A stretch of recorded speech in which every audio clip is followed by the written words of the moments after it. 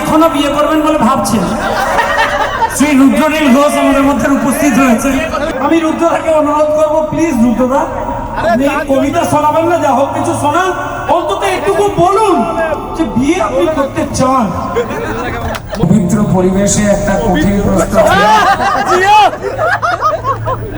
যারা আমার রাতের ঘুমকে পুরোটাই কেড়ে নিতে চেয়েছে তাদের আন্তরিক ধন্যবাদ। নিভে যাওয়া ধুনুচিতে আবার আগুন লাগিয়েছে। আপনাদের এই পবিত্র অশান্তি তৈরি করার যে আন্তরিক চেষ্টা, তাকে সর্বান্তকরণের সমর্থন করা ছাড়া পেশে গিয়ে আমার আর কোনো উপায় নেই। আমরা ছুঁয়ে দিলে কোনো সম্ভাবনা আছে? একবার আলতো করে পরশ, স্নেহের পরশ।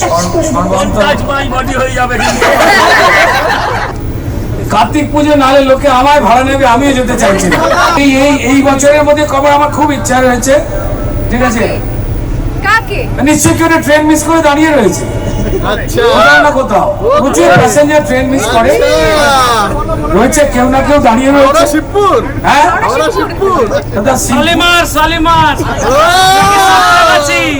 সজল ঘোষের রিলেটিভরা ঠিক ঠিক করছে আমার পাড়ায়, বেরোলেই পুরো খবর দিয়ে দেয় কি করছে। না না, ডেফিনেটলি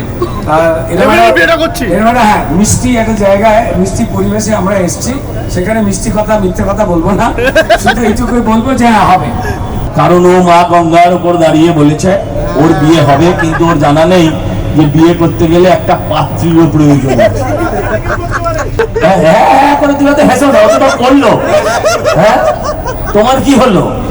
হ্যাঁ, এরপর দেশি বিদেশি কোনো কিছু কাজে দেবেন, আমি তোমায় বলে দিই।